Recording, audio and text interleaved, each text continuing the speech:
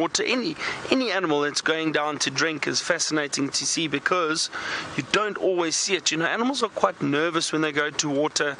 They always think there's possibly some predators waiting around, so they're very nervous. They drink quite quickly and then tend to move off.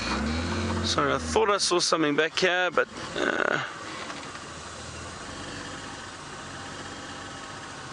no, I can see the vehicle tracks in this area, so this is definitely where that leopard was yesterday, but it looks like she's probably moved off. So I'll just have one more look around here before we turn off and go down another road. Like I said, you've got to look very, very carefully while you're driving along. What's that? Isn't that a leopard over there? There we go. Got her. Yes. Fantastic. Let me see if I can get a little glimpse. Yes. Look at that. Sure. There we go. Gee, that was a nice little find. Fantastic. Awesome. Gee, what a wonderful morning. What a nice surprise. Oh, it's a beautiful leopard. I say it's a beautiful leopard. I don't think I've ever seen an ugly leopard. This is really exciting. So this is the first time I've seen this leopard. I haven't seen it on Safari Live before. I'm trying to have a look. I don't see any signs of a kill anywhere.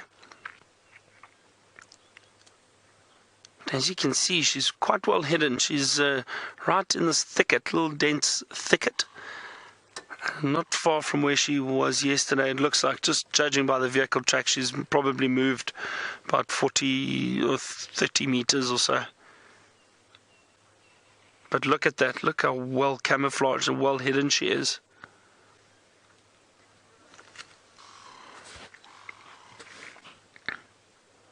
So we've been very fortunate with our cats this morning. Those lions and now this beautiful leopard. Looks like a bit of cloud cover's come over again, so that'll keep it cooler for a bit longer. Just watch this female. You see how those ears are twitching? She keeps looking around. They're very, very alert. And if there's any bit of movement or sound or smell, they'll pick up on it and they'll look around and investigate. Even though they are predators, they are still very careful. They want to know what's around. It could be another predator sneaking up on them, or it could be potentially food. So even though she ate yesterday, leopards and predators in general are very opportunistic. So they will still try and hunt, even if they ate very recently. I've seen lions on a kill literally feeding on a wildebeest, and another one ran past and they got up and chased that one too. So it just shows you that if there is food around, they will hunt and they'll try to kill and feed on as much as possible, because they don't know when they're going to get their next meal.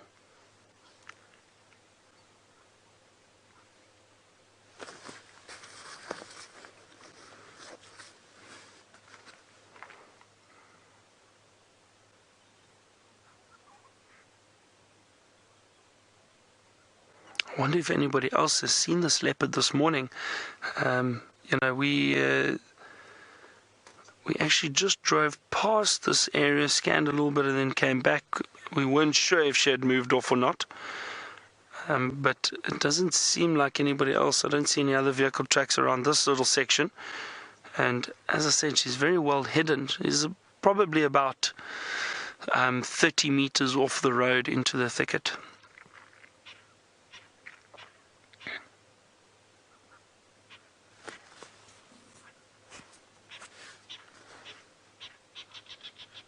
These leopards are so elusive, and really, if they do not want to be seen, you're not going to see them. I always remind guests of mine too. The only reason we're seeing these animals is because they're allowing us to. We're very fortunate have a relationship with these animals. And I say relationship because we are out, we track, we follow, we view a lot of these animals on a regular basis. That's about the extent of the relationship. But they allow us to view them. If this leopard didn't want to be seen, she could easily move off and we'd lose her very, very quickly.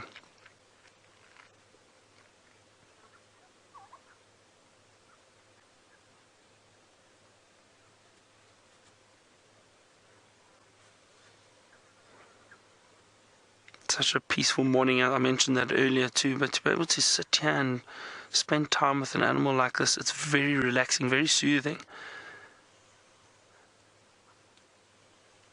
Especially with the day warming up, it was a bit cooler this morning. It's starting to warm up now. I've had guests not quite doze off, but the eyes close a little bit, and you become very relaxed.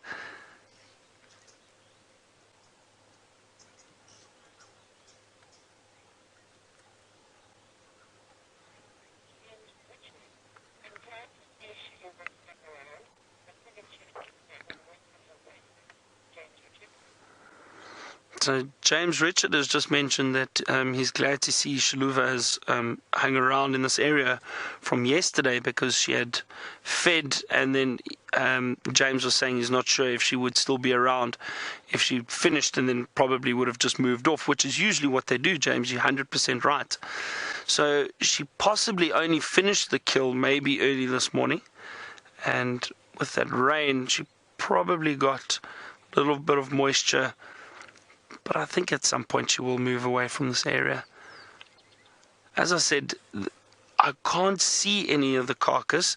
There's a chance there could still be a little bit of meat around here somewhere. So you never know. So maybe that is why she is still around here. You know what? I've just spotted the carcass.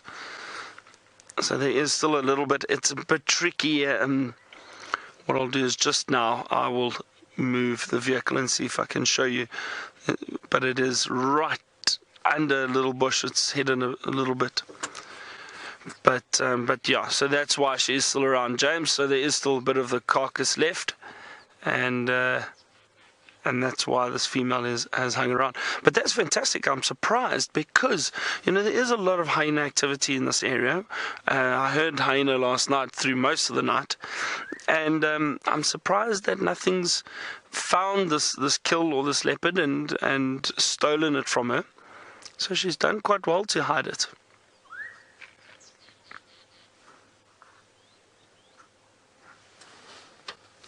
I'm surprised she hasn't decided to hoist it into a tree. There are a few trees around here that are a little bit larger that she could hoist it into. But you know what? The thing is with these leopards, when they are feeding, it's easier and more comfortable for them to feed on the ground. So if she doesn't have to hoist it and she can feed comfortably on the ground, then that's probably a bit better.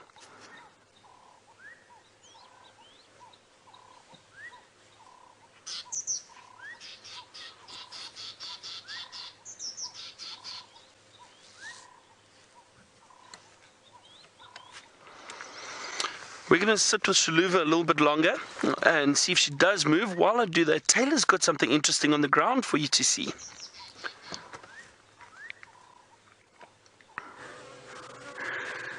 We had a Wahlberg's eagle. You can see it flying up and now landing on the knobthorn. And what it was doing, it was on the ground, and I think it was looking for some termites to eat. And we know that the Wahlberg's eagles absolutely love to eat termites. Now, I always get confused between a steppe buzzard and a Wahlberg's eagle because they're fairly similar in size and coloration. Where did it go? It's gone. Oh, that's okay. I'm sure we will find another one. But I don't know if you perhaps saw very briefly while we had a look. Is that something quite nice? Is that the eyebrow? Now, I put eyebrow in inverted commas because it's not really an eyebrow, but sometimes it looks like it. It's called a supercilium. That sort of bit that goes across the eye like that. And that's quite white with the Wahlberg's eagles, whereas the steppe buzzard doesn't have that. And we do get steppe buzzard in this area. I'm not quite sure if we see them this far north, but I'm going to be keeping my eyes open for them. They're lovely birds. Now, I know, Norman, you said you're a pin fanatic, and you were actually having a look at the pin on my shirt. Should we have a look at my pin very quickly? I'll leave it there, and then I'll let David zoom in on it. So it's actually a rhinoceros. It's a bit close. There we go. Now you can see it. I want to lift it towards you, and I've got to go the other way because I want you to see if you can see its horn. There we go. That's a bit better. And it's actually a black rhino pin.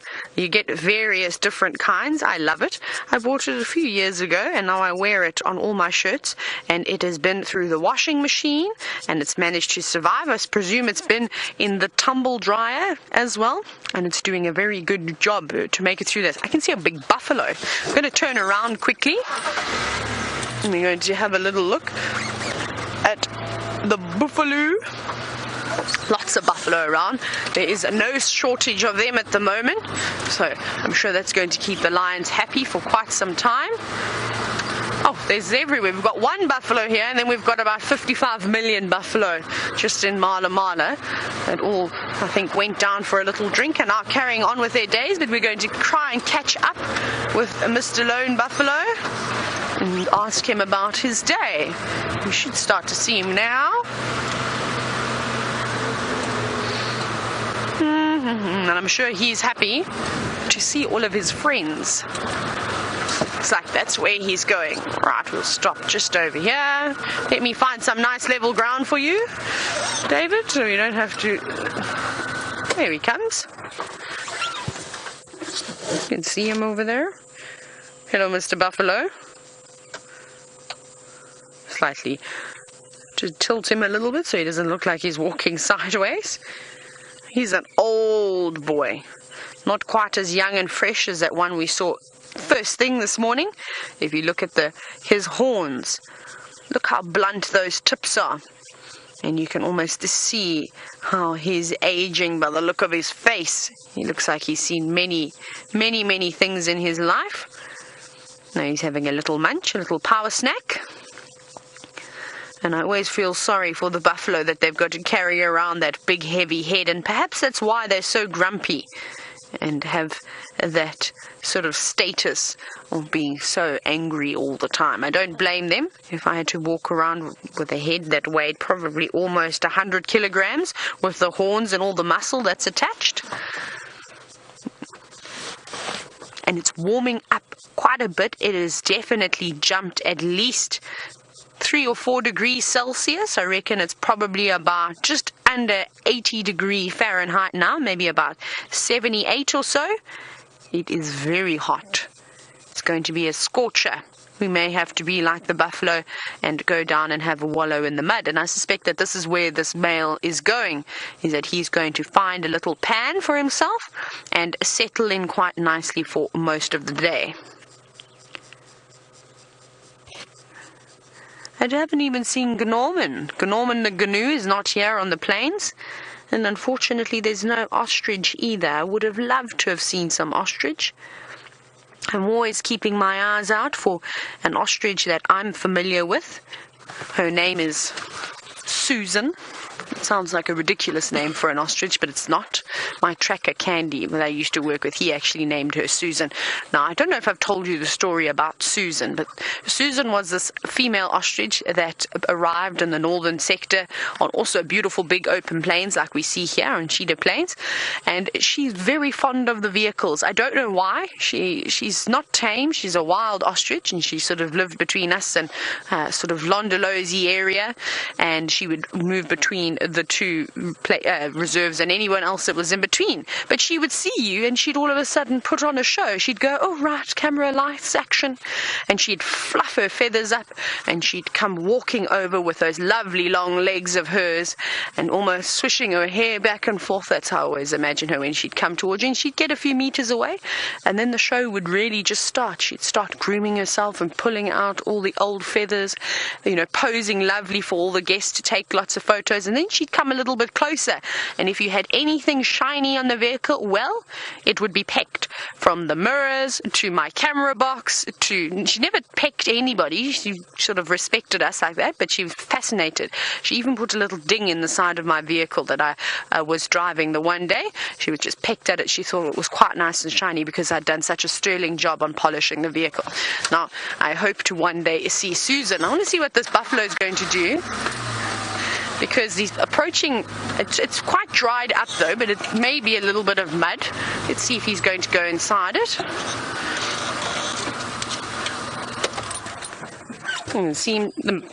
Looks like he's possibly going past.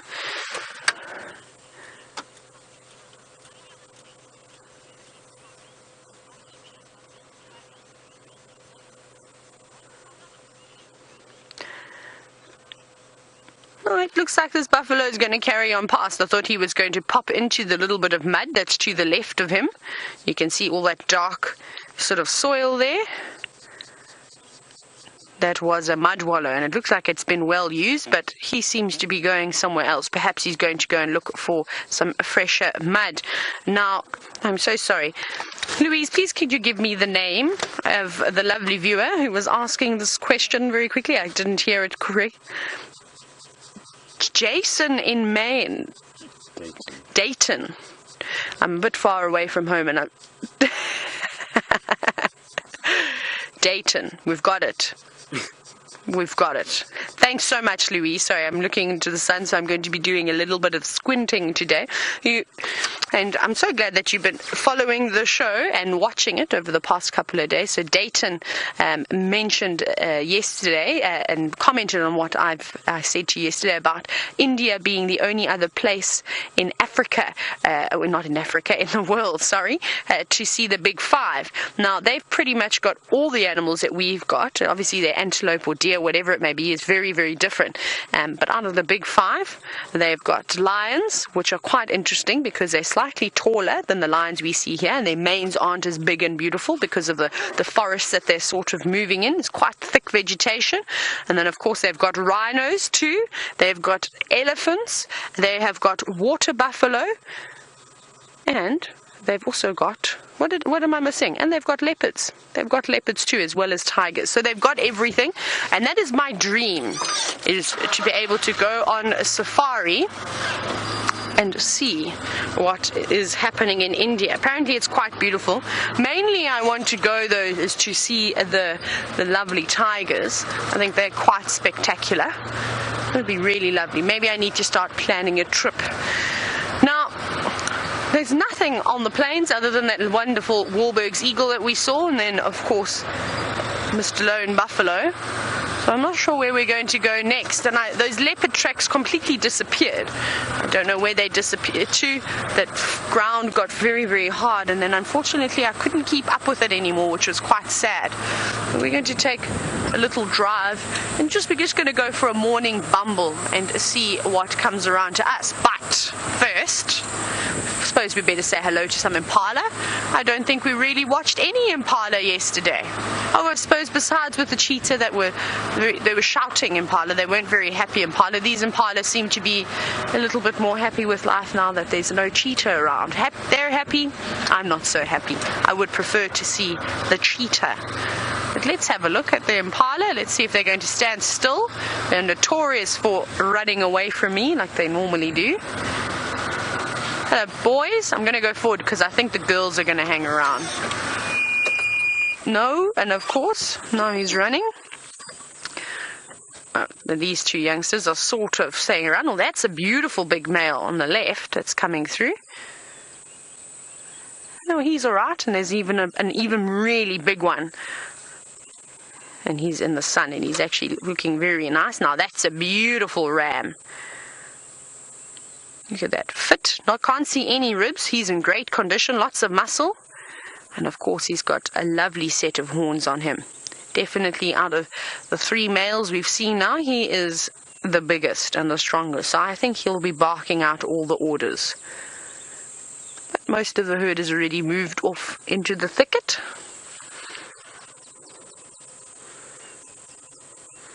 And I don't know if you can hear the cicadas, but they're starting to chirp.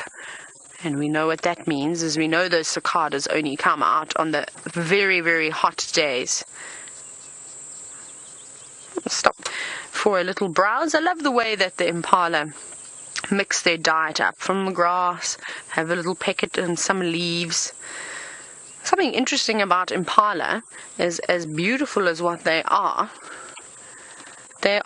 largely responsible for dwarfing trees. So the little saplings that are starting to grow, the impala love to eat all those lovely green leaves, and then they start to sort of prune them and keep them really small. And now this is obviously can be a little bit of a problem, and this is something I'm going to try and show you today as well, is that how certain trees have actually been able to combat themselves and confuse the impala with the color of their leaves. So the tree that I need to try and find is a jackalberry, and I'm not going to tell you too much more about that, but hopefully we'll find a jackalberry and I can show you exactly what I mean when I say the leaves can confuse the impala. But let's go back a little bit. Let's perhaps go towards some drainage lines, because that is where we are going to find a jackalberry. Reverse over here. Right. Let's carry on. I'm going to go and investigate a few of the drainage lines, looking for a lovely and the perfect jackalberry tree. And while I do so, let's go to Brian, who is having a cat day today.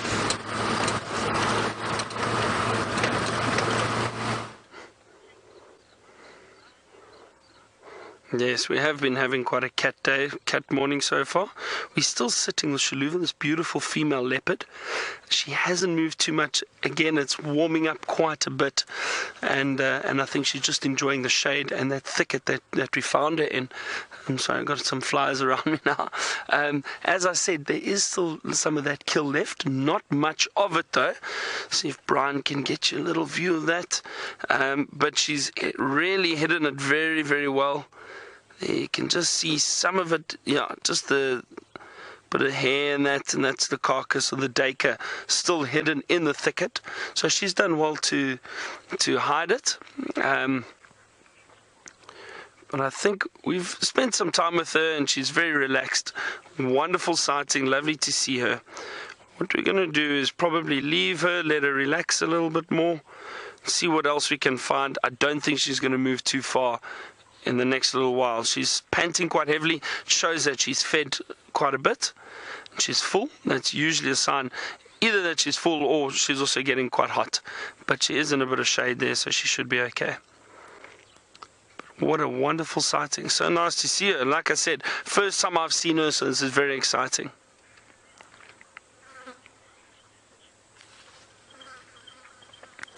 There's a little yawn there. Alright, so I think why don't we continue and see what else we can find. We're looking for, Brian and I were discussing, we'd love to show you a buffalo, because we haven't seen buffalo this morning yet. And if we do, it would be quite a successful drive. So let's just, I'm going to turn around here quickly.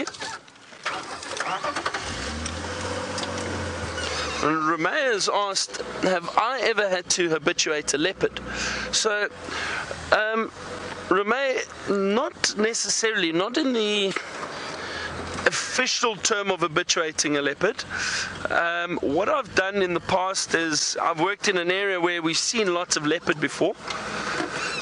Excuse me a second, I just want to explain to these people where this leopard is so they can also maybe get a little view. It's always nice to help each other out and let people know where the animals are. Morning, hi there. That female leopard is lying just off in the thicket over here. So just have a good look, just where my vehicle tracks are there. Just look in, you'll see her lying there. Pleasure, no problem. Cheers. Sorry about that. So, as I said, it's nice to always help each other out and let other people know where the animals are. They help us, so it's important, and everybody gets to enjoy the wildlife. There we go, they have seen it. So, Rene, getting back to your question about habituating leopards and animals, I worked at an area where we were very fortunate. We saw a lot of leopards. So we kind of habituated in terms of we would view females and find out when, obviously seeing them mating and knowing when they're going to give birth and tracking and following and finding den sites. And then slowly but surely when the cubs are born, introducing them to vehicles. So what we would do is we'd park a vehicle quite a way away from the den sites, only when the female actually went to the den site. That's the only way you can find a den site. And then spend time with them, one vehicle a day in the beginning, just to make sure that we don't disturb them too much, especially when they are young. And that slowly habituates the animals, slowly habituates the leopards, so that when they get a bit older, you can get a few more vehicles around them, and they are quite relaxed.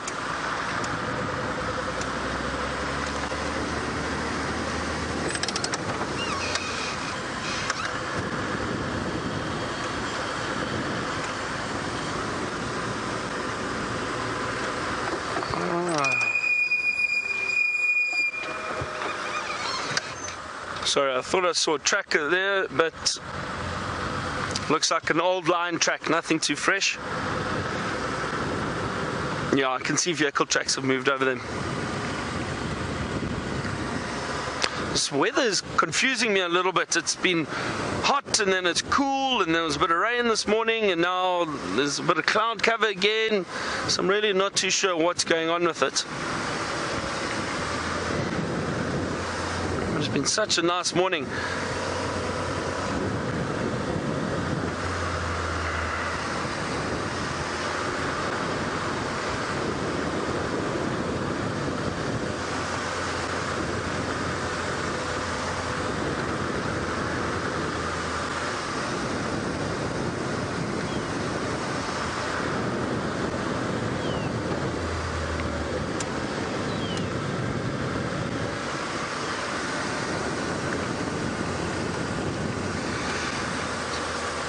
It's nice to often just drive around and try and listen very carefully. Often you'll pick up on alarm calls or animals calling. This morning we did hear those lions calling in the distance. Before we found that male and female, we heard the rest of the pride a bit further east of us. And that's obviously a crucial way in finding animals, is if you can listen out for them and try to find them that way, if you don't see any tracks.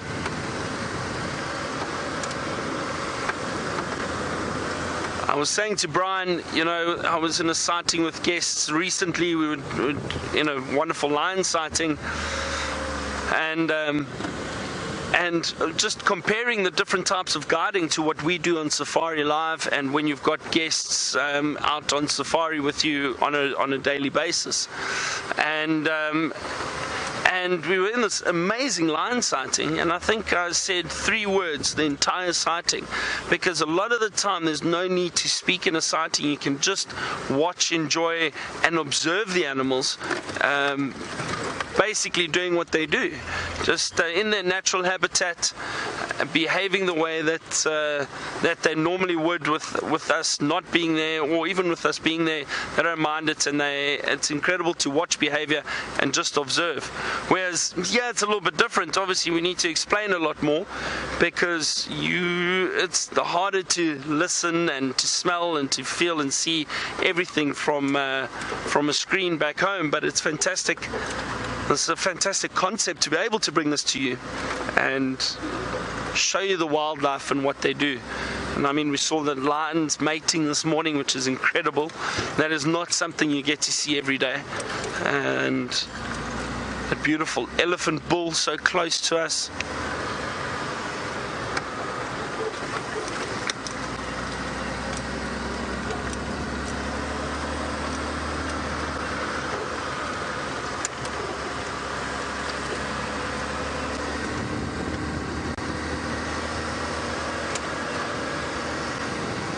So I can see there's a little bit of greenery coming up at the moment. I mentioned it this morning, this area has been so dry. I've never seen the Kruger as dry as it's been this last season. It's been incredibly dry. The river, there's a sand river, which is basically south of where we are, runs through a property, Londolozi, and I was there recently with guests, and I've never seen it dry, and it's completely dry at the moment. A few little pools of water in sections, but it's fascinating to see. But I also think it's important. I think this is nature's way of keeping a balance, a natural balance. They thin out the weaker numbers. Weak animals don't survive, and even though it's occasionally hard for us to see, but it is nature, and we need to remember we're purely here to observe and see what or nature in its natural form. So it can be tough at times, but it is a way to maintain a balance.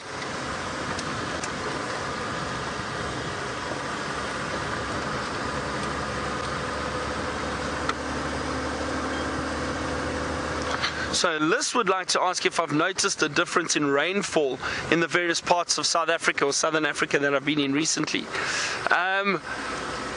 I have actually, Liz, but it's generally been dry. Southern Africa has been very dry this season. We have not had much rainfall at all. But I drove up from Johannesburg yesterday. I drove up to Safari Live or up to Djuma, and it rained for about 3/4 of my journey. It rained the whole way. So there was widespread rainfall basically on what we call the escarpment. So the Highveld, the higher area of South Africa, which is basically just beyond the Drakensberg mountain range, a huge mountain range, which we can actually see from here now. It's very faint. Let's see if we can get a quick look at that, Brian, if you don't mind, through there. Let's see, there we go. You can just see very faint. It's not very clear, and if we get a lot of rain, that mountain range becomes a lot clearer and easier to see. But that is known as the Drakensberg mountain range, so that is the escarpment. So beyond that, we have an area called the Highveld, which is a higher lying area of South Africa, and Johannesburg is kind of in that direction, so probably a bit further southwest, but in that general direction.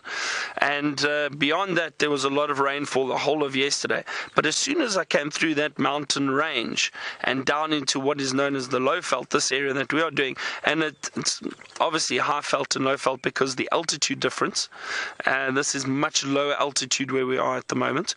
And as I came through, it was cloudy, but there was no rain. And that's why this area is still so very, very dry at the moment. But I think, like I said this morning, we were lucky we got a little bit of rain. Every little bit helps. So we're hopefully going to get some more rain in the next few weeks building up to the middle of summer, because we need it so badly. So the rest of South Africa, it sounds like is getting rain slowly but surely. But we need a lot more rain to recover from the drought that we've gone through.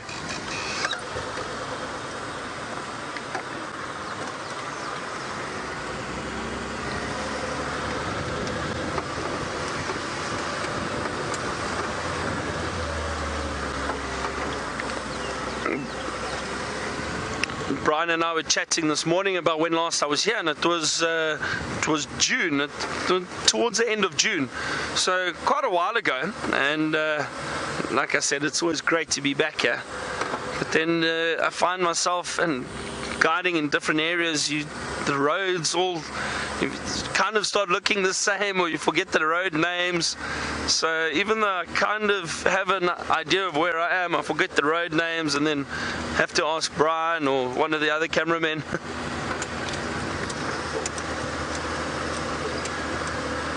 But it is sometimes fun getting lost in the bush. Discover new things all the time. A lot of impala around here at the moment. I've just seen moving through the thickets.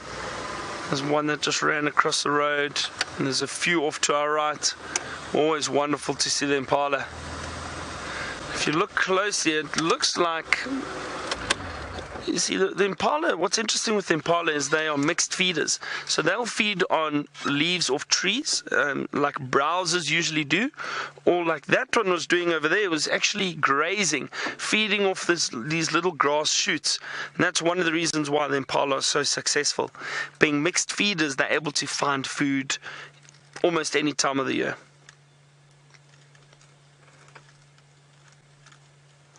All right, I'm going to carry on and continue to see what else we can find. While I do that, why don't you head back to Taylor and see what she's up to.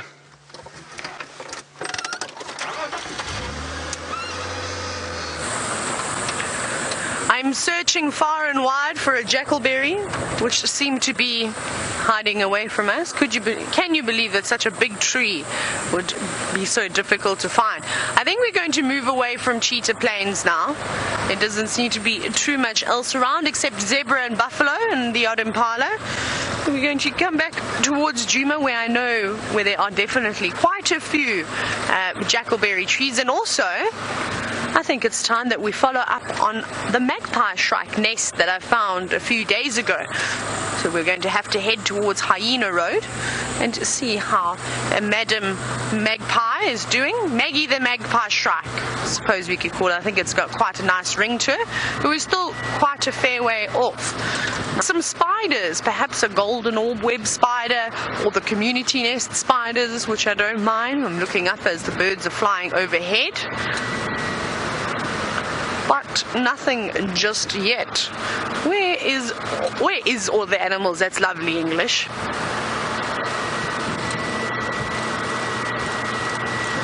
Now, I've been throwing this word around, jackalberry, for quite a few minutes now, and I know that M. Ruth is wondering, what is a jackalberry?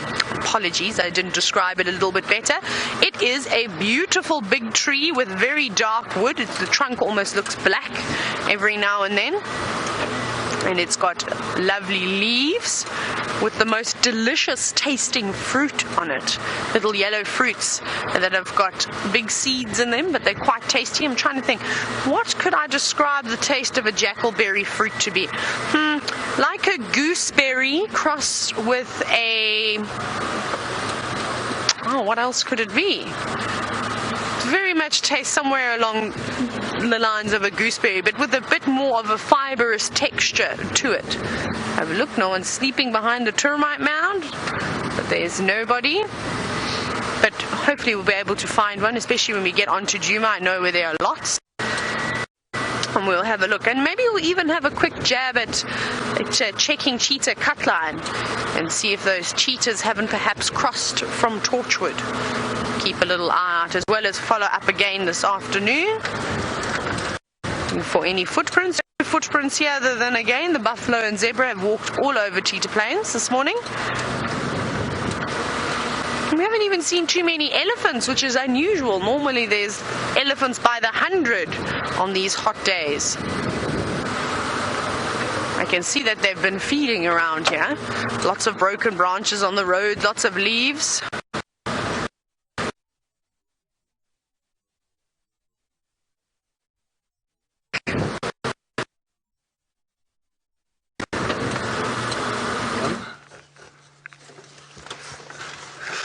Okay, so I just caught a glimpse of a dwarf mongoose. I'm trying to see if it comes out. I'd love to show you these little animals.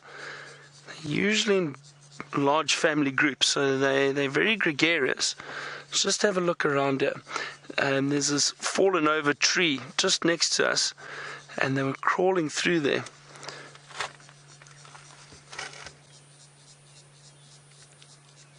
Let's be patient for a minute and just see. The smallest of the mongoose family, the dwarf mongoose, very, very small. I can hear them, they're in there. I can hear them moving around and scratching. Maybe they get curious. Sometimes they do get a bit curious. They stick their heads up.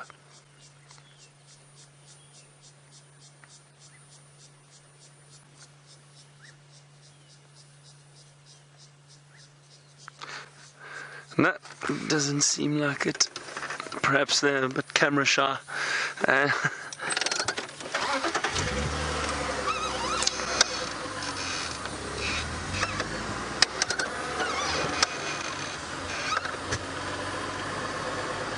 So we're just driving around at the moment to basically just seeing what we bump into. We've had such a great morning already with the lions, the elephant, the leopard. So it's nice to do these just general areas that you might find a bit more plains game, zebra, wildebeest. Maybe we come across some interesting birds.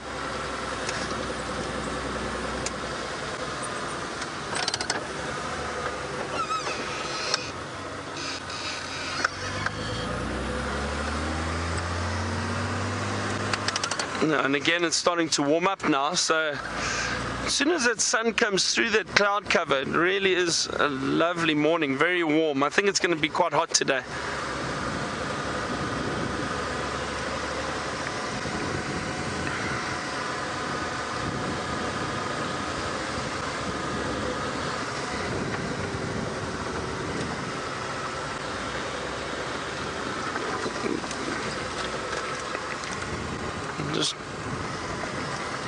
Just currently scanning all these various trees around, just seeing if there are interesting birds that we can have a look at while we are driving. You can hear a lot of bird calls while we are driving. There's a lot of black-headed orioles been calling this morning. Heard some woodpeckers. I can hear magpie shrikes. And it's just sometimes a bit difficult to point it out to you on camera unless we're quite close to them and we can pick up on the sound.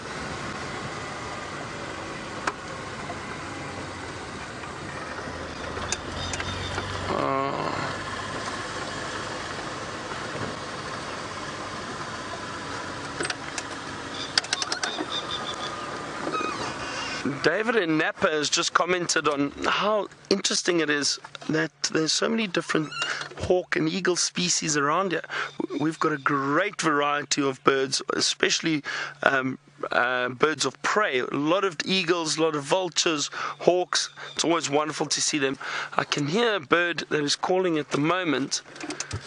I'd love to show you, but can you hear that sound?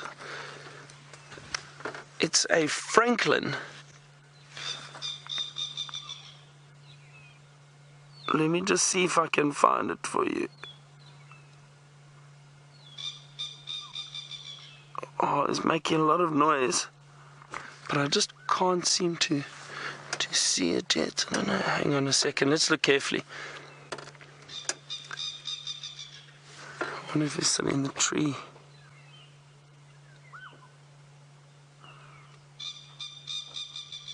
Some of these little francolins are very, very well camouflaged. Just going to move forward a little bit and try a different angle. And they run around on the ground and it's not always easy to see them. It's getting a bit thicker now.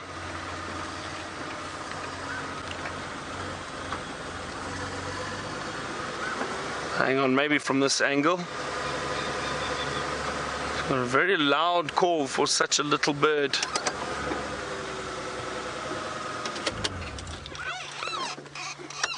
Let me just see once more.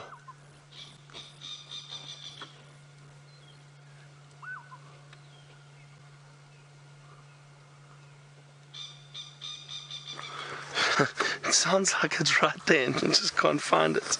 Let's see if I can find it in the book quickly and just show you.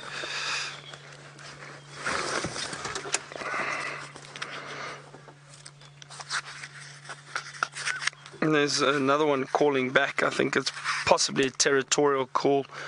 Maybe Brian still has a little bit of luck there if he can find it.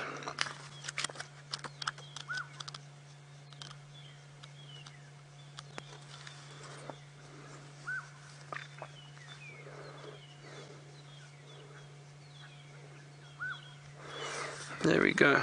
So it's, and why I wanted to show you is because it's really very, very beautiful. It's called a Coqui francolin. It's not one that you see very often, but it got a very, very distinct call. That's it, that Coqui francolin. See, the female's got a little bit of white on the throat with that black barring, and then that's the male with the reddish head. Beautiful, beautiful little francolin, but you can imagine very well camouflaged and not always easy to see. But I mean, you can hear them, they're so loud, it's right there. Just can't find it. But that's something different, and that's it's always nice. Even just to hear these sounds, it's wonderful, and you know it's there, and if you don't see it, it's not the worst thing.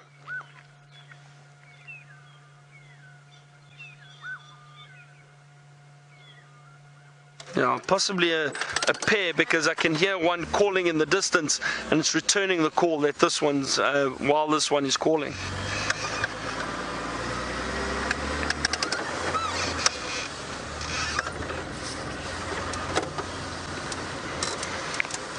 All wired up again. I need to get used to this. All the microphones and the earpieces and that. It's fun. I joked about it last time I was here. The voices in my head. The wonderful ladies in the control room.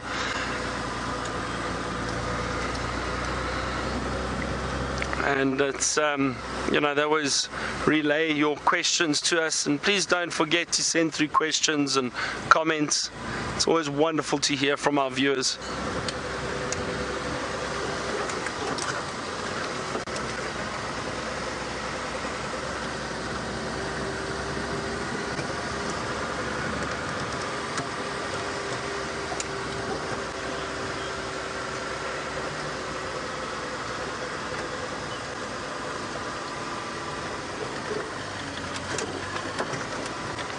So Judy has just asked me a question about my last trip that I just did to Londolozi, and if I had seen a male leopard in Djuma.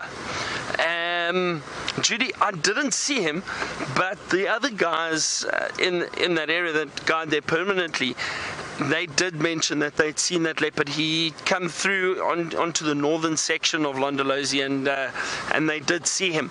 I didn't see him while I was there though, but he was spotted a few times in that area.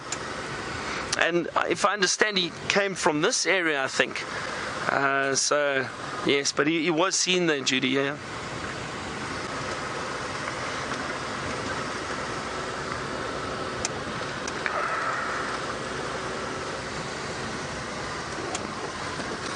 Few impala running off again or around here. So I always think it's such a good sign to see impala, because they're a good food source for a lot of predators, and also if the impala are doing well, then generally the other wildlife should do well too.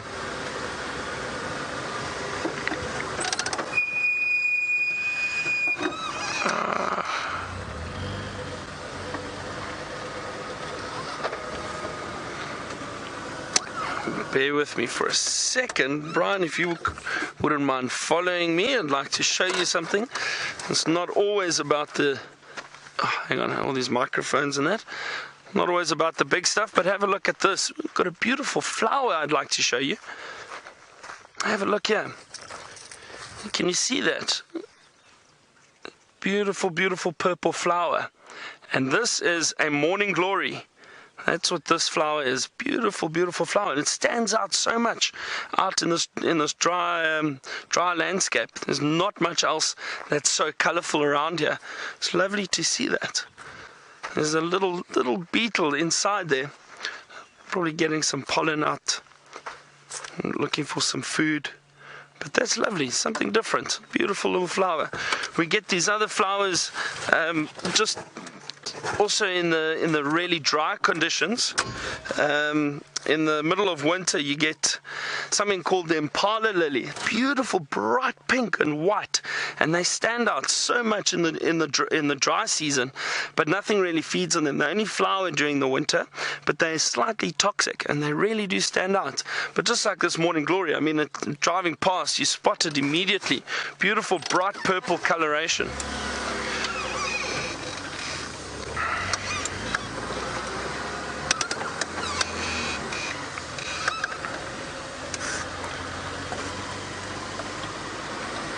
And I think very soon we'll start seeing a lot of flowers. I know Taylor showed you some flowers this morning. She said her favorite's the lion's eye, and I think she showed you the stripe of stars, beautiful white flowers.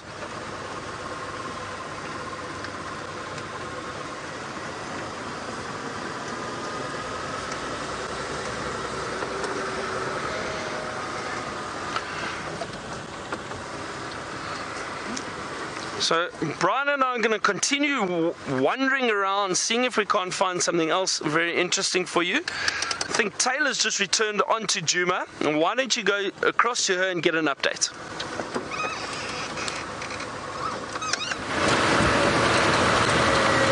Now my search for the jackalberry is not going too well. So I'm heading to the place where I know we're definitely going to find a jackalberry tree. We're going to do a cruise down the Mulwati. And I don't know when anyone has done one last, but I haven't done one in ages. So I'm quite excited to get in there. And we should be there shortly. Are we almost there? Yes. Almost there. We're right here. About 80 meters or so to go before we get in. And then we'll be able to find that wonderful jackalberry tree, and I can tell you what was going on about. Like I said, we have to find the right jackalberry tree though. It can't just be any jackalberry tree. And let's see now. The search begins. Like I can already see one, but it's not the one that I'm looking for. Right. 4x4, here we go. Jackalberry. You can come. My favorite. It always feels so nice and soft, and sort of no bumping around like we do along the roads. Let's see, some bush willows. Right, not the right jackalberry I'm looking for. You'll understand why I'm being very specific when I need to find the perfect jackalberry. Let's see. Perhaps as we get a little bit deeper in Mulwati, we'll find one that I'm looking for. Let's have a look. Oh, nothing here. Been going on in the Mulwati. Footprints, the odd buffalo footprint. The odd footprint. Lots of buffalo dung, in fact. To be all about at the moment. Right, the gremlins are jumping aboard. Jigger, let's go back to Byron for a moment.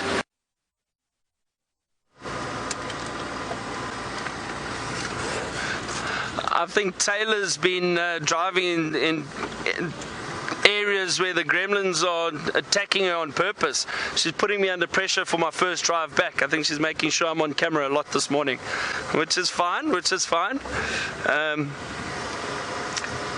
Like I said, it is something that I've got to get used to again. Very different, but so much fun. Not much else happening on our side just yet, but it's always just really lovely to drive through, and again, you never know what you're going to bump into. So I always say it's too soon to panic.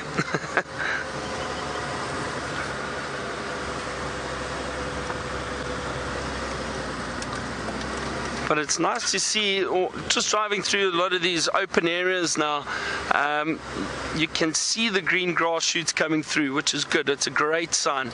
I've been mentioning it a few times this morning, but it really is, because when I was here 3 weeks ago, or in this area, there was nothing, absolutely nothing. So it's fantastic to see how it's changed so quickly, just from the little bit of rain that they've had in the last few weeks.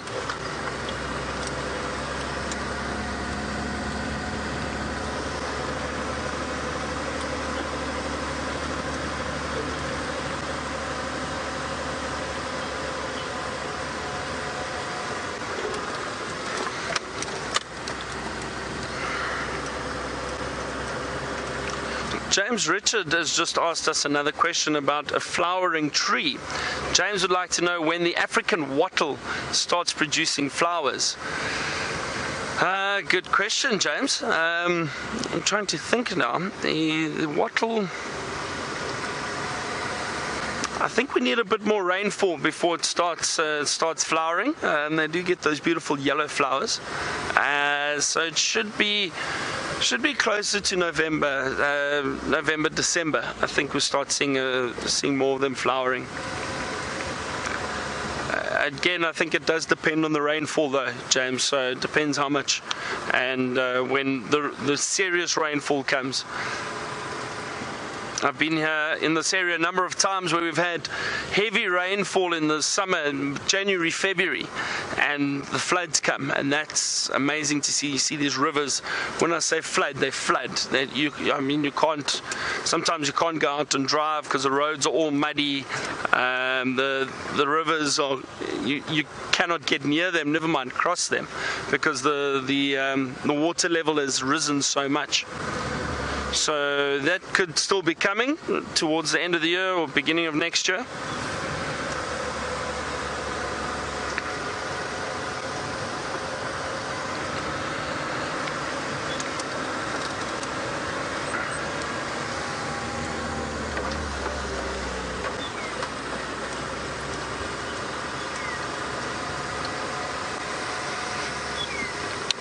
Have a look. Yes, some interesting antelope we haven't seen this morning yet. Some waterbuck. Hang on a second. Let me just try to get you into a good position. They're moving off just to the right. A nice little herd of waterbuck.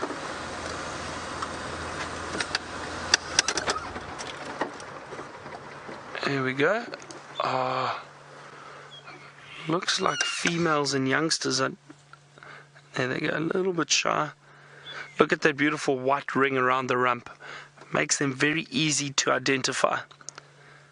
And quite shaggy coats. So this looks like just a bunch of females with youngsters. They're moving off quite quickly now. Oh, look at that. That's a young male. You can see the little horns. But I don't see a big male. They get these beautiful horns, very large horns, which curve up and around. But this just looks like females. There's one or two impala wandering around here with them. That was a nice size group of waterbuck. They get the name waterbuck because they are very reliant on water. They do tend to stay close to water, and they do need to drink quite regularly. Being attacked by a bee, it looks like. Something's buzzing around me here. the dangers of being a guide in Africa. Oh, but that's wonderful to see this waterbuck moving off. And that beautiful white rump, or white ring around the rump rather.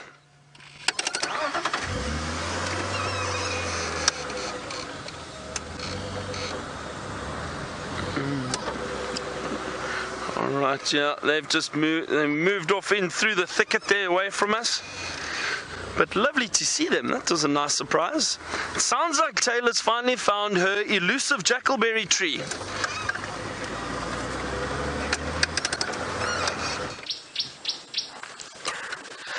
I didn't think I'd ever spend so much time actually looking for a jackalberry tree, but like I said, it needs to be a specific tree. It can't just be any one. And I'm going to show you why exactly it needs to be the right one. So I'm going to get out very quickly. Let me unplug myself. And Byron, I'm very sorry as well for putting you under so much pressure this morning. So what I'm going to do to fight off the gremlins, I'm going to carry this stick with me over here. Well, no, that's probably not going to do anything to the gremlins, but we'll find a good one. Maybe we'll use this one. We'll use this stick, which I will use to fight off all the gremlins that want to try and take my signal away. But let's go to this little tree over here with my fishing pole. Now I've got to climb up. Whee! Right, here is the jackalberry that I was looking for. You're probably thinking it's not a very impressive jackalberry. Ooh, and I've got a wasp coming close to me, but it's exactly what I was looking for. Now, if you have a look at all of the leaves, you can see green leaves, you can see red leaves. And this is amazing. This is no coincidence. I'm going to go around. I'm going to try and pick some nice leaves over here. See these leaves over here, the lovely, beautiful, waxy red color that they've got? This is not that it's an old leaf. It's not that it's a dying leaf. It's actually got a chemical called anthocyanin inside the leaf, which turns the leaf this color, this lovely reddish yellow color. Like I said, it's by no mistake. And of course you can see the green leaves. Remember how I said that the impala are responsible for dwarfing the size of trees? As you can see, something like this is not really getting a good opportunity to grow, because the inyala, the impala, the bushbuck, the kudu, they're all coming and feeding on the tasty leaves of the jackalberry. But now, if the animals see the red leaves, like the leaves that we see on the fallen ground, are always red and sort of rustish color, they don't eat those dry leaves. And this sort of, I suppose, confuses the antelope, and they're uncertain, and they leave them alone. So isn't that amazing adaptation for this tree to try and prevent from being browsed all the time? They release this chemical, anthocyanin, and makes the leaves reddish color, which looks like an old leaf. It's amazing. Now I need to try and get back down here again with my stick, which I'm carrying with me because I'm not going to have any more nonsense from the gremlins this morning. They've messed around with me way too much, and they're very upsetting. David, the stick is coming towards you. So we'll see if we can get it to stand up. It could actually be a flag. Maybe we'll have to design a flag for this afternoon and drive around with that. Right, let's get all plugged in. Isn't that lovely? Now, let's carry on with our cruise. And off we go. And if we find a better jackalberry, I'll let you know. Right? But let's go back to Byron, who's got a beautiful bird for you.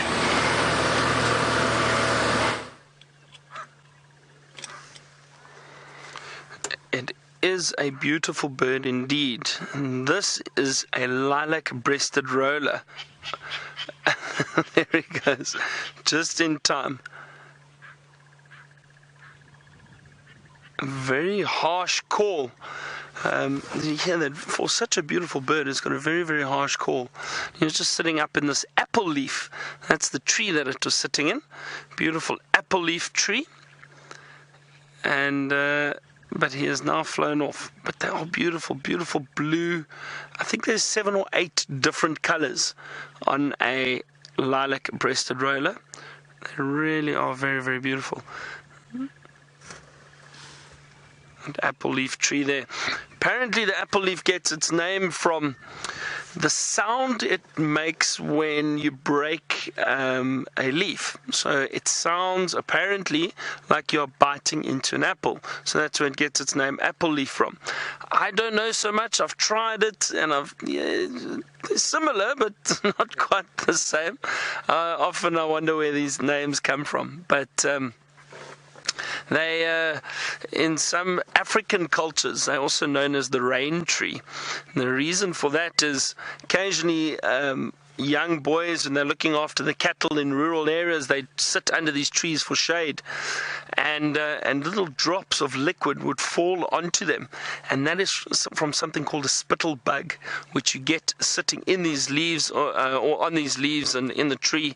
What happens is they suck moisture from the leaves, and then it passes through the body very quickly, and the water or the liquid then drops down.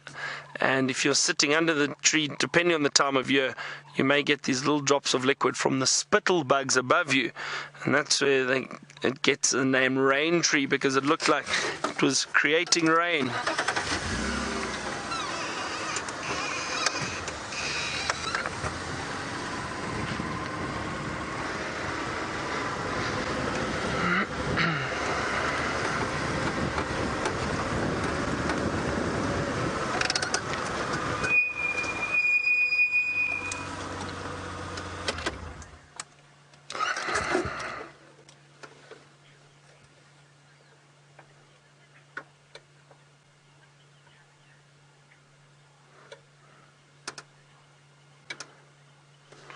So, Bud from North Carolina, sorry, I've seen something interesting, and I'm going to get out and show you. It is called a community nest spider web. And let me jump out quickly and show you, and then I'll get back to Bud's question. I hope this works. Let's see.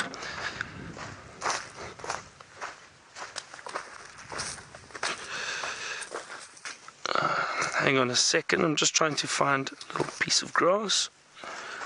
Alright, let's see if this nest is active. I'm not sure. You still see me alright?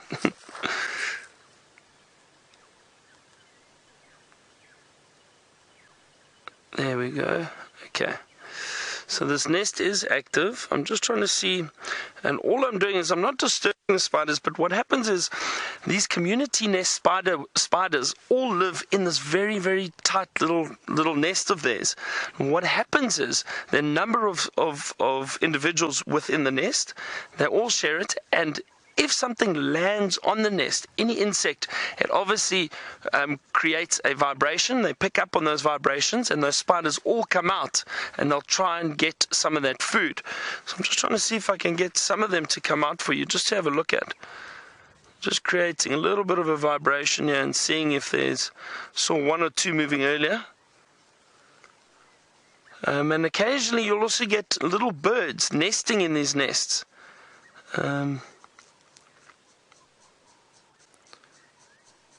Let's see, they're all at the bottom, but they are so small, so I'm not too sure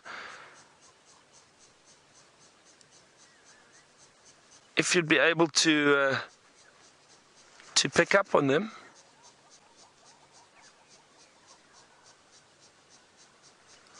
Yeah, no, it doesn't look like any of them are coming out now.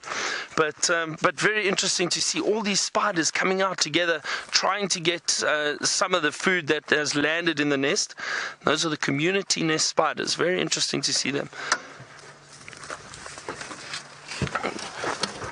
Just getting back to Bud's question. Bud was asking about the snakes in the area, and he was saying that he's seen a lot of, or he's seen black mamba, puff adder, and the boomslang or the tree snake on Safari Live, but he hasn't seen a cobra. Now, Bud, we've got a lot of different species of cobra throughout southern Africa. In this area, one of the most common cobras is known as the Mozambican spitting cobra. We do get a lot of them around, so I'm surprised you haven't seen one yet. You never know. Now, moving into summer, with the rains coming and snakes start becoming more active, stay tuned and you might still get to see one of those cobras.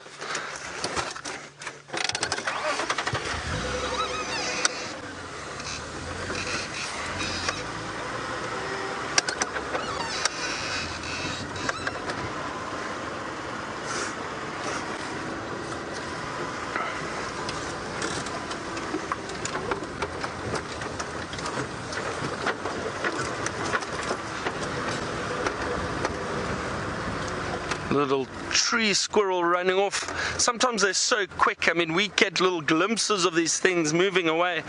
We try and show you, but it's not always easy. And especially something the size of a tree squirrel. It's only about this big, very small.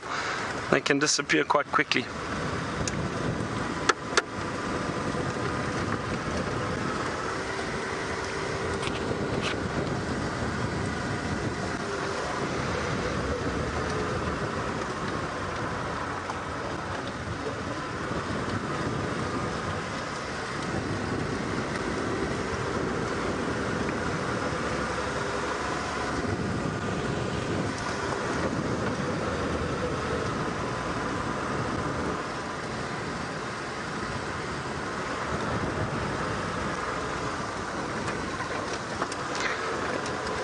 So nice to be exploring this area again.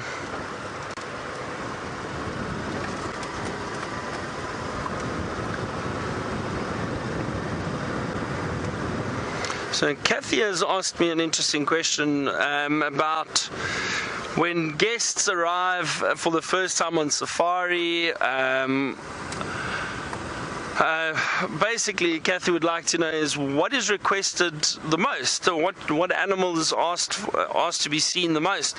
Kathy, it varies. You know, I must admit, people are generally going to say lion or leopard or elephant, the bigger stuff that they've seen on TV, and they want to watch lions hunt.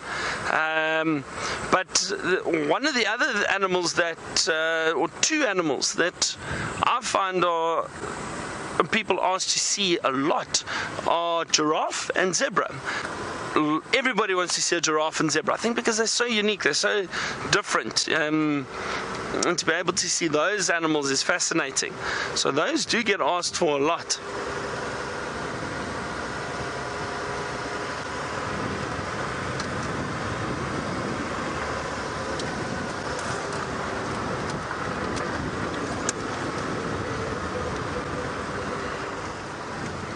Little blue waxbills just flying off, tiny little birds, blue waxbills, you can see them fluttering off.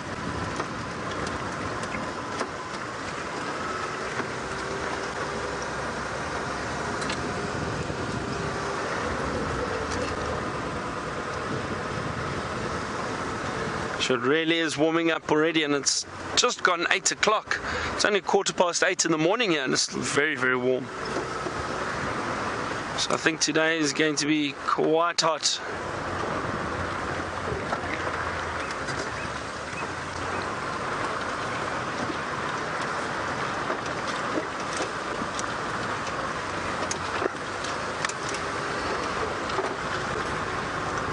I wonder if James is having hot weather where he is down at the coast. Hope he's having a good holiday. I know it's well deserved, he's been quite busy.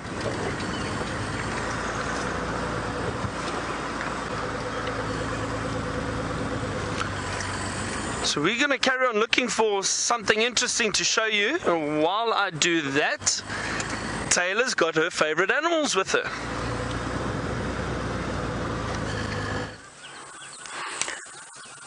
My day is not complete unless I have a dose of elephants, and I suspect that this is the same herd that we saw yesterday. I think it could be. Look at that teeny tiny baby elephant.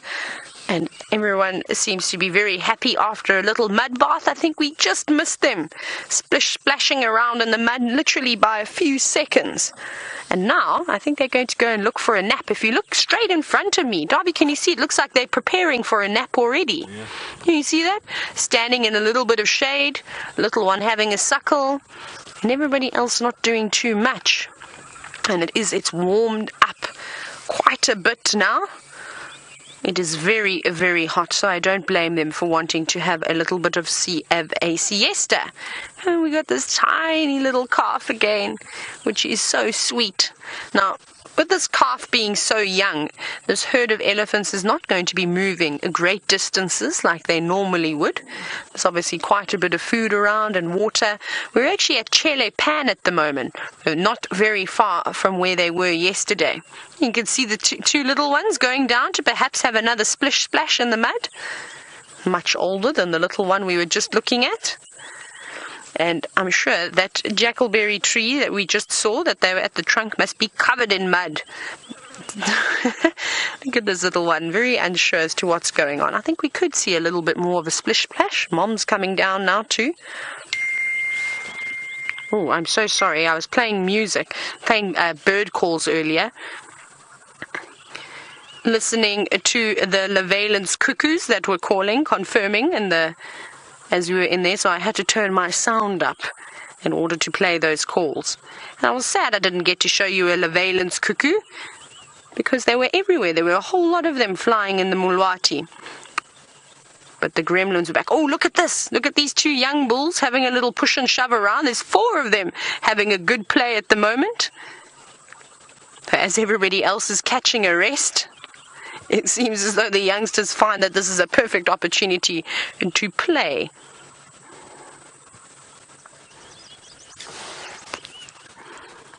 Isn't this lovely?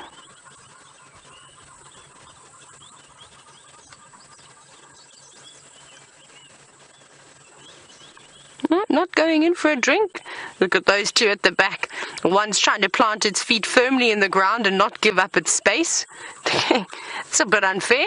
The one on the left's got a higher ground advantage. Oh, but being pushed right out the way as the underdog comes in. Oh, and here comes the little one about to come past the vehicle. Hello, Tiny Tot.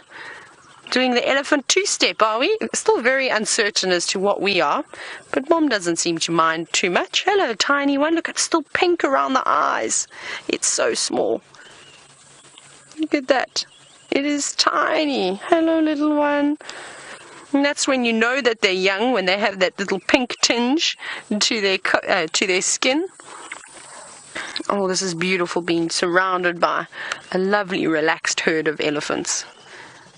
Come on, little ones, go in for a splash. You can't be done just yet.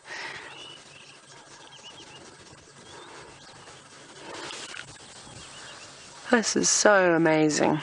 And they're coming right past us. You can see my gremlin stick over here. Hello, ladies. Oh, they're coming right up past the vehicle. Hello, girl. Beautiful creatures, and they're so relaxed, they don't mind us at all. Now, Corey, you want to know if it's true if elephants never forget. Now, I'm not sure. I've never been able to have a conversation with elephants, but with their behavior, we see that they're quite curious about certain things. I think they've got very good memories. The fact that they are able to remember all those different paths and different routes to find water and the best sort of grazing, that the information is usually passed down from the grandmothers of the herd to the daughters and to the rest of the group. So I think they've got a relatively good memory. I think better than a wildebeest's memory, or perhaps an ostrich. Oh, look at them. Now it's quite nice to see all these young boys hanging behind, not right in and amongst the rest of the herd. They're sort of getting their own independence now and developing their own personalities. And they like to spend some time with each other. Oh, those two youngsters are pushing each other around again. They're having great fun. And this is so important because one day, in many, many years to come though, they're going to have to challenge each other, possibly for some females. I love it when they rest the trunk on their head. Look at that, isn't that lovely? And they seem to be decent size and sort of the same size, so it's a good competition that we're going to see here. That one's just having a little rest of its trunk. Normally that's a bit of a dominance display, but I think here you can't really call it that because they're not really having a proper fight. They're just sort of playing with each other, copying each other, copying what the other elephants do, the bigger bulls do when they push and shove each other around.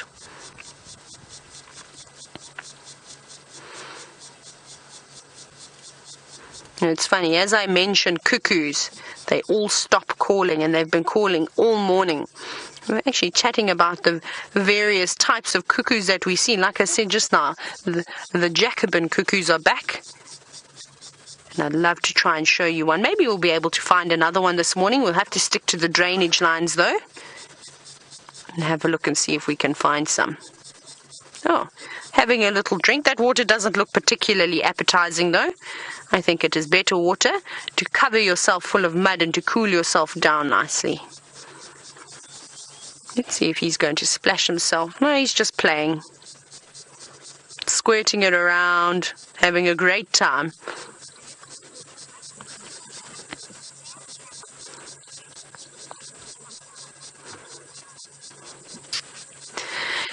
David in Napa, don't worry, I'm on the same boat as you. It sometimes can be quite confusing to tell the difference between male and female elephants, especially if you aren't just looking at their heads. The male's head is a little bit rounder than that of a female's. A female's head is quite square and sharp.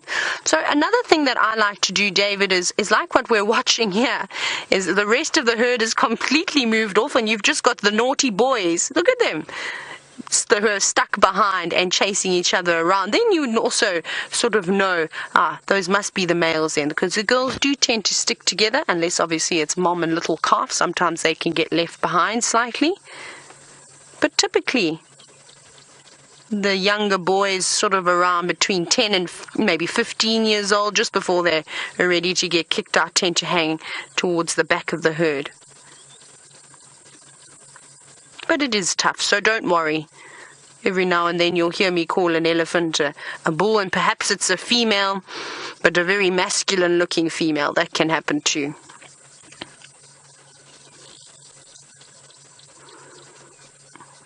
Oh, they're so relaxed. It's getting very hot now.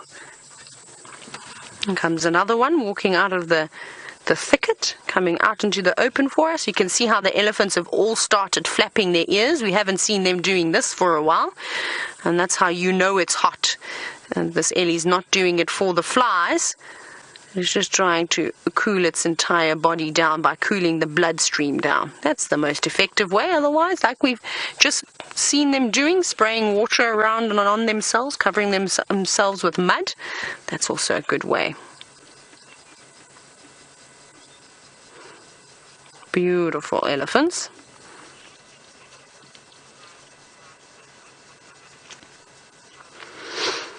And it's nice to see, though, that the elephants are looking in much better condition. They seem to have plumped up quite nicely. Their backbones aren't sticking out as much as they were a few weeks ago. And I know that Jojo was also wondering along these lines this morning, and Jojo wanted to know if I thought that the elephants survived. There's my gremlin stick, which I'm keeping close by. The elephants survived the drought better than the other animals. I think so, and I think that's thanks to that wonderful trunk as well as those tusks, and that combination allows them to feed on vegetation that doesn't have to grow above the ground. They can dig for water, they can dig for bulbs, they can make use of all the things growing underneath the ground. So I think those tools, those tusks, help them out quite a bit. And of course that super sensitive trunk that's able to sense and smell perhaps the water that's below the surface of the ground. I think they did all right, but they're looking much happier now. At one point we were seeing almost entire breeding herds with secretions coming from the temporal glands, which we know is an overstimulation of adrenaline, and that could mean that they're either very stressed, and with the drought being around, I presume that they were quite stressed. Isn't that lovely, though? But now the elephants have moved off and out of view into the thicket. Maybe we'll get one or two more views. Right, I think we'll leave this lovely herd of elephants and let's go back to Byron, who's also doing quite a bit of birding today.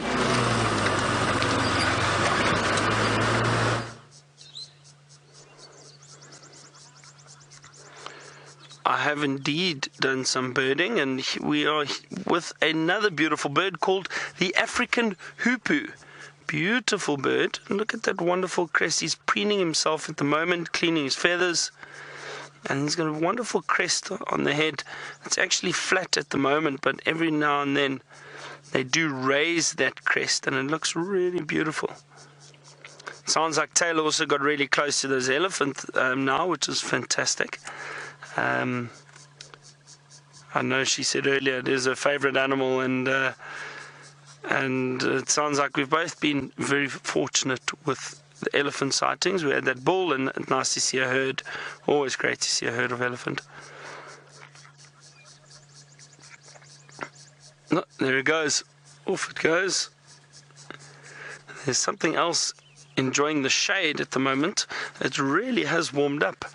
Have a look off to the right. You'll spot him shortly. There he is.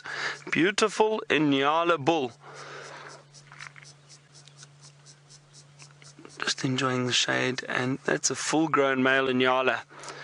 And they look so different compared to the females. It almost looks like they are different antelope at times, because the males are this beautiful grey coloration with white markings, and the legs, and you can't see now on that male, but his legs a little bit, you can see the legs are actually a reddish brown coloration, and that is the color that the females are. The entire body of the females is a reddish brown, but they do have very prominent white stripes heading across the body, down the body. But this is the male, and only the males have horns, the females don't. And he is ruminating at the moment. So all antelope in this area are ruminants. You can see he's chewing, and all that he's doing is he is chewing the cud. So they feed on food, and the ruminants have got something called a four-chambered stomach. The food passes through into the first chamber.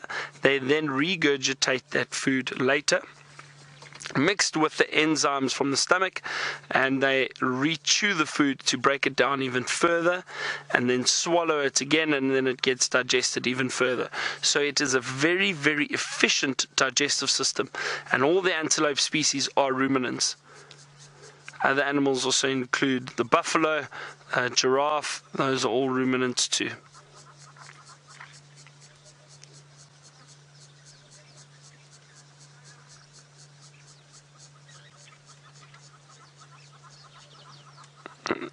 And there, that male gets up and looks like he's going to move off. What a wonderful morning. It's been great. I mean, the elephant, the lions, the leopard, we've seen so much. It's so good to be back. I'm so happy. Really hope you've all enjoyed it too. I'm going to say goodbye for this morning's drive, and Brian and the thumb I'm going to say goodbye too. And we will see you this afternoon on our sunset safari. Please don't forget to join in. It's been wonderful having all of you with us again. And like I said, great to be back. I'm here for a while. Thank you to the ladies in the control center, and we will see you all later. Head back to Taylor, and she will say goodbye and chat to you a little bit more.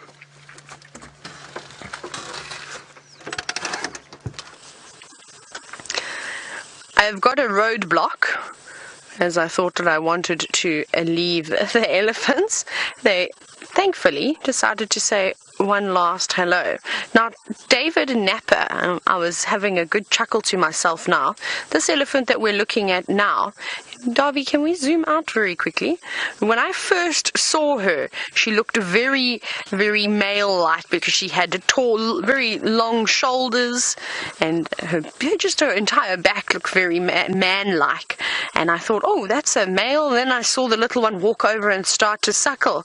So I had a good chuckle, and I thought to myself, even I'm still getting confused between the difference of males and females. Oh, see, her whole body looks more like a male, and then you get to her head, and then of course she's got mammary glands, so it's not a male. But they've now decided to feed.